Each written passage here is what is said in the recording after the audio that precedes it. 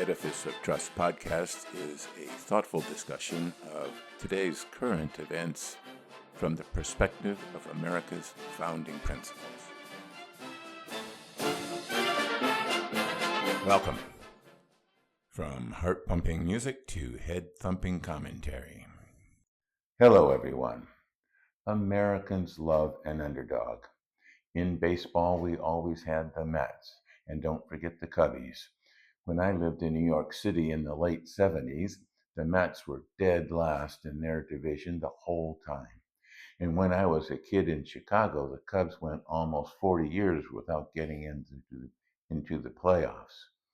And all our cheering in the bleachers at Old Tiger Stadium for Mark the Bird Fidrich couldn't get the Tigers into the playoffs either. Seems like my favorite teams during my years growing up were relegated at or near the basement. But who cares? It was fun rooting for the underdog. Of course, all that changed when I went to the University of Michigan, where Bo Schembechler was coach of the football team. But the biggest roars from the 100,000 plus fans in Michigan Stadium was when the loudspeakers announced the score for Slippery Rock State Teachers College. We loved our underdogs, even when we had to search around the country to find one.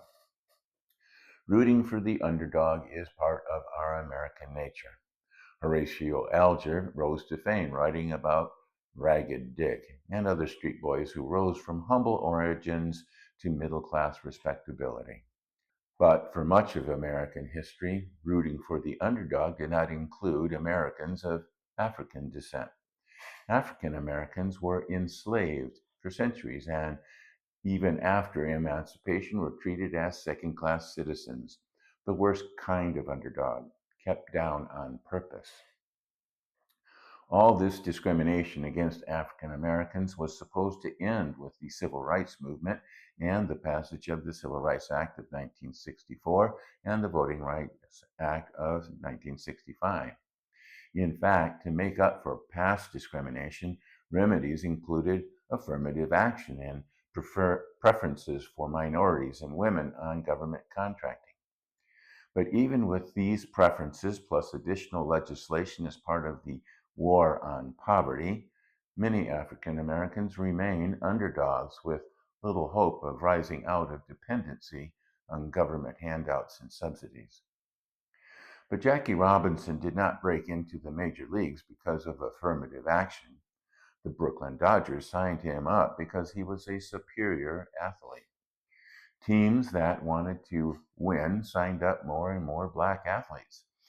The professional sports leagues of today are the ultimate meritocracies, and African Americans are well represented in these sports because they earned it.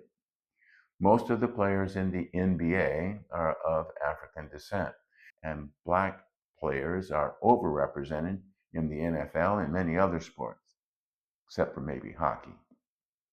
When I, and many other desperate fans, root for our Cubbies, Tigers, Mets, or whoever, we want them to be better.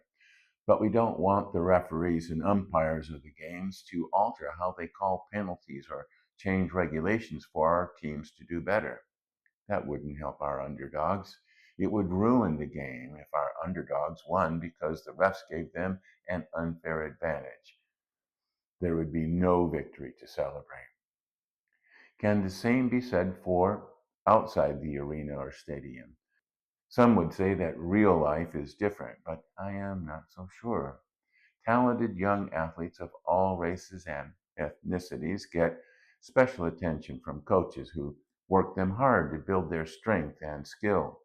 They often go to special schools that specialize in training professional athletes. The meritocracy of pro sports requires not only the best talent, but the best training. So does real life. Parents need to train their kids to thrive in the real world. The younger brother of my best friend in college played for the Junior Red Wings. And if you know hockey, you know that this is elite level play for a high school kid. And his mom drove him all over Michigan and even Canada for games and practice. Ice time at 3 a.m., 100 miles away was not uncommon. Asian tiger moms make sure their little darlings are practicing piano, playing chess, or studying for spelling bees. But many African Americans, along with a bunch of European Americans, are being shortchanged. Not everyone can be a pro athlete or a concert pianist, but most kids can grow up to have a successful, fulfilling life if they receive the proper motivation from their parents and education from their schools. Lyndon Johnson's war on poverty has turned out to be more like a war on black culture. Famed economist Thomas Sowell has frequently pointed out that African Americans made greater gains during the years of Jim Crow repression than they have since the Civil Rights Movement and the War on Poverty. Welfare and special programs eviscerated the motivation needed to get ahead in life. Black families broke apart. Children to unwed mothers exploded. Middle class values that had sustained African Americans during Jim Crow were derided as the culture of white supremacy. Hard work and a good education were rejected. And the schools that helped Italian Catholics and Polish Jews get ahead now tell our young underdogs that although the problems they face are not their fault, there is nothing they can do about it. Youngsters that can't read or do basic math will be hard pressed to be productive members in a modern society. They are being trained to be welfare recipients by a public school system run by left leaning teachers' unions, whose empathy for our young underdogs is really poorly disguised contempt for their ability to thrive on their own. Charter schools have shown that young African Americans and underdogs of any ethnicity can excel academically. This is why the progressive left hates charter schools and tries to block them at every chance they get. What would happen to these leftists if our underdogs learned that they could actually do things on their own? It just takes hard work and discipline. A study by the Brookings Institute shows that the poverty rate for young adults of all ethnicities who follow the quote success sequence, graduate from high school, work full time, and don't have kids until you're married, is only 3%, compared to 52% for those who don't. The success rates for blacks and whites are virtually identical.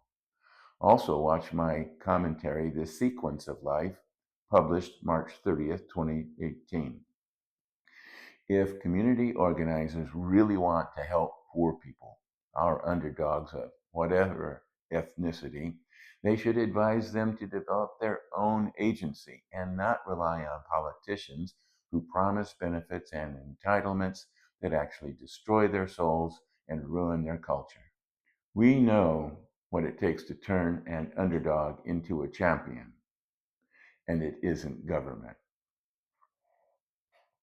Before I sign off, I wanted to mention that one community organizer that did help people develop agency recently passed away. Bob Woodson grew up under Jim Crow and worked his way through civil rights organizations, the NAACP and the Urban League, and the American Enterprise Institute to found the Woodson Center, dedicated to helping people to develop the agency to control their own lives. Bob Woodson died May 19, 2026, at the age of 89. Check out the Woodson Center at www.woodsoncenter.org. You may also be interested in my commentary, Old Black Men, published February 3rd, 2021. Thanks for watching.